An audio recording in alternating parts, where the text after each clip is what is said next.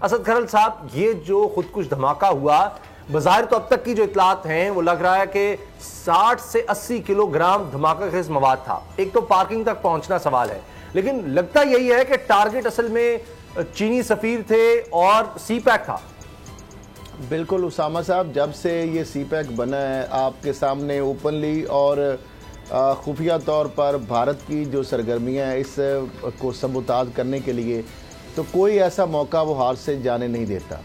अब ये कोयटा के अंदर आपको पता ही है कि जब इस तरह की वहाँ पे मूवमेंट थी या इस तरह की नकलो हरकत थी वीआईपी की, जिस तरह आपने हवाला दिया है, तो 60 से 80 किलो धमाका खेज मवाद पार्किंग तक पहुँच जाना, और फिर उसके बाद जिस तरह शेख रशीद साहब ने बताया कि हमलावर जो है वो खुदकश हमलावर गाड़ी में बैठा रहा जिसकी ताल शनाख्त नहीं हो सकी, और गाड़ी जो है उसको भी फ्रांसी के लिए भेज दिया गया है। तो अब आप देख लें कि बलूचिस्तान से अफ़गानिस्तान के ज़रिए और बरास्ता ईरान हमने देखा कि जो नेटवर्क है किस तरह चलाए जा रहे हैं, और पाकिस्तान दुश्मन कुव्वतें किस तरह उनको इस्तेमाल कर रही हैं। अब शेख रशीद साहब ने तो मुल्क का नाम भी बता दिया, लेकिन ये इसमें कोई रानकुन या चंबे वाली बात नहीं है उसामा साहब। इसका बेनिफिशरी कौन हो सकता है? कौन है जो पाकिस्तान के इस्तेहकाम को, पाकिस्तान की सॉवरेंटी को, पाकिस्तान की लॉ एंड ऑर्डर की सिचुएशन को, पाकिस्तान को एक अदम इस्तेहकाम रियासत के तौर पर दिखाना चाहता है? कौन है वो जो सी पैक जो है उस मनसूबे को सबोताज करना चाहता है? तो ये वही हो सकते हैं जो पाकिस्तान के दुश्मन कुव्वतें हैं, इसमें यकीनन उन्हीं का ही बेनिफिट हो सकता है। तो भारत ने जिस तरीके से कुलभूषण जाधव नेटवर्क पकड़ा गया, उसमें सारी चीज़ें खुलकर उसने बताई कि किस तरह दहशतगर्दी के हवाले से किस तरह भारत जो है उस वो मुलव्वस है। बलूचिस्तान के अंदर अलहदगी पसंद तरीक़ों की बात हो, दहशतगर्दी के वाक़यात की बात हो, तो हर जगह पे कहीं ना कहीं आपको फुटप्रिंट जो है हमारा जो दुश्मन मुल्क भारत है उसके नज़र आएंगे।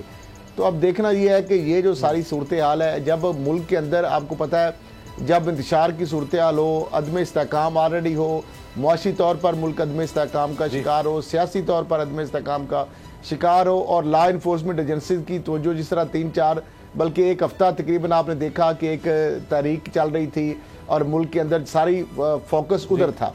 तो हमेशा ऐसी जो कुव्वतें होती हैं, मुल्क दुश्मन जो कुव्वतें होती हैं, वो ऐसे मौक़ों की तलाश में रहती हैं। जो ही उनको इस तरह की लॉ इन्फोर्समेंट एजेंसी इस तरह की किसी अंदरूनी खलफशार की वजह से वहाँ पे उनका जो होता है फोकस होता है, तो इस तरह से इन मौके से फ़ायदा उठाकर मुल्क दुश्मन कुव्वतें जो है इस तरह के वाक़यात करती हैं। काफ़ी अरसा से पाकिस्तान के अंदर इस तरह का वाक़या नहीं हुआ था, लेकिन ये आप देखें कि उनको एक मौका मिला और उन्होंने अपना काम दिखा दिया, और इसका मकसद यकीनन असद खरल साहब जो आप बात कर रहे हैं बिल्कुल सही है। पाकिस्तान में फॉरेन इन्वेस्टमेंट को रोकना, हालात से मुल्क निकले, जी बिल्कुल यही बात कि दहशतगर्दी के इतने वाकयात होते आए रोज होते थे, जिस तरह आपने कहा ये कुछ अरसे बाद ये इतना अफसोसनाक रंधुनाक वाकया हुआ है, अल्लाह करे कि आइंदा ऐसा ना हो।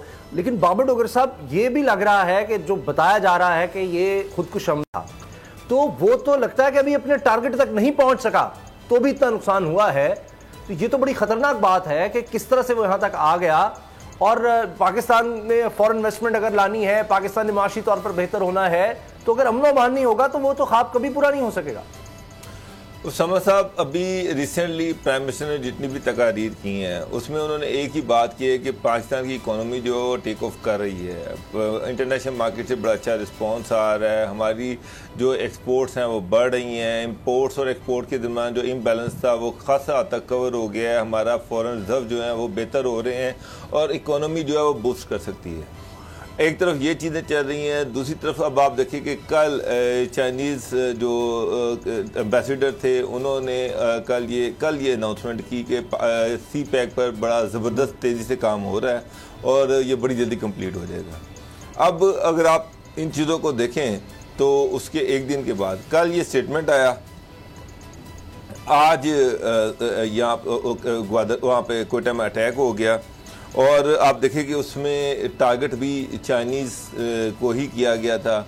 इनफैक्ट ये एक एफर्ट है, ये दुश्मन की एक कोशिश है कि सी पैक के प्रोजेक्ट को सबोटाज किया जाए।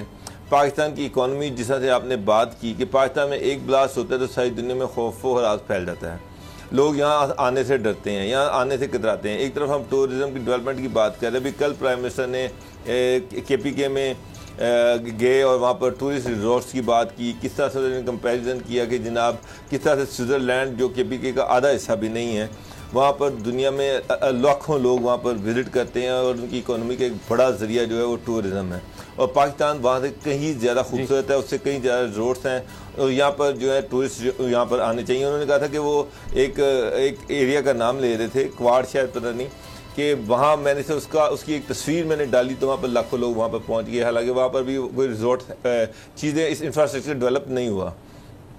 तो अगर आप सारी चीज़ों को ज़हन में रखें तो ये चीज़ बड़ी क्लियर होकर सामने आती है कि दुश्मन नहीं चाहता कि पाकिस्तान दुनिया का फोकस बने।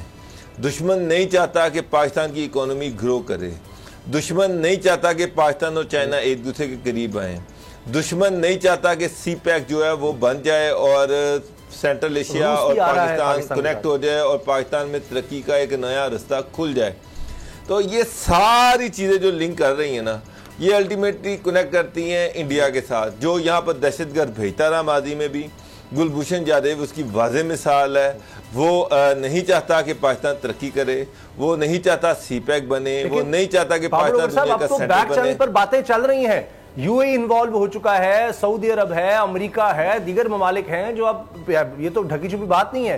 तो इस दौरान एक तरफ बैक चैनल पे राब्ते और दूसरी तरफ ये दहशतगर्दी, ये क्या बात है? समा साहब, बैक चैनल राब्ते जरूर हुए, लेकिन उन सारे जो राब्ते थे, वो जो सारे चैनल थे, वो उस वक्त ख़त्म हो गए जब प्राइम मिनिस्टर ने बड़े क्लियरली जो उन्होंने मोदी को ख़त लिखा, उसमें बड़ा क्लियरली लिख दिया कि जब तक कश्मीर का मसला हल नहीं होगा उस वक्त तक इंडिया के साथ कोई फॉर्मल बातचीत नहीं हो सकती।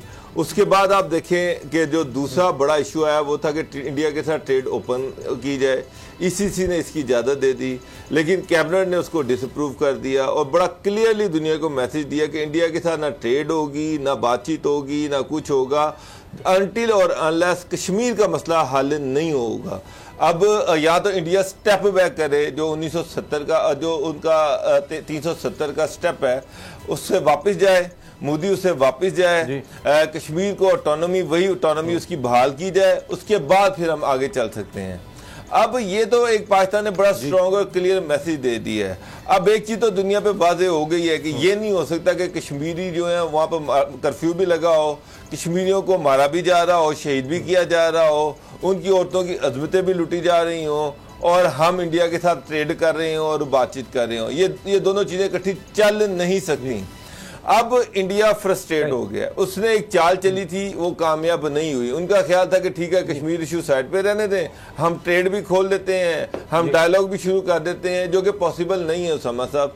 अब वो फिर पुराने हरबों पे आ गया, अपनी पुरानी हरकतों पे आ गया। इंडिया फ्रस्ट्रेट हुआ है, अफगानिस्तान में उसको जगह नहीं मिल रही। अमेरिका ने अपना पुल आउट अनाउंस कर दिया, 1 मई से वो यहाँ से निकलना शुरू हो जाएंगे, अक्टूबर तक वो यहाँ से चले जाएंगे। रशिया चाइना जो है वो इंडिया का कोई रोल और पाकिस्तान इंडिया का कोई रोल इसमें मान नहीं रहे। जब इंडिया का रोल ही कोई नहीं है तो इंडिया फ्रस्ट्रेट हुआ है। अब वो इस तरह की हरकतें कर रहा है कि किस तरह से पाकिस्तान को इंस्टेबल करे, डिस्टेबल करे, कोई इस तरह की दहशतगर्दी के वाकयात करे जिससे पाकिस्तान की इकोनॉमी तबाह हो, CPEC को नुकसान हो। तो इंशाल्लाह शायद इसको भी लग रहा है कि अमेरिका के जाने के बाद उसका रोल और कम हो जाएगा अगर यहाँ पर चीन, रूस, पाकिस्तान मिलकर अफगानिस्तान के साथ मिलकर वहां पर अमन कायम करते हैं तो उसका रोल भारत को नजर नहीं आ रहा। उससे पहले वो चाह रहा है कि इतनी ज्यादा तकरीबी कार्रवाइयां कर दी जाएं। ए नूरे खुदा नूरे बसीरत की तलब है, रमजान का सदका तेरी रहमत की तलब है, मख्फी हैं इसी माह में रहमत के करीने, गर्दाब से निकले हुए बख्शिश के सफीने, गोया है तेरे इश्क में हम सब बराबर, मजलिस को तू गुलदस्ता फिरदौस बना दे, रिंदों को सनाए शहलौलाक पिला दे, तू शम्मे कलम को यदे बैज़ाई अता कर, बच्चों को तो इफ्तार में तस्नीम अता कर। रमजान मुबारक की खुसूसी नशरियात रमजान में बोल, सिर्फ बोल एंटरटेनमेंट पर। रमजान में बोल।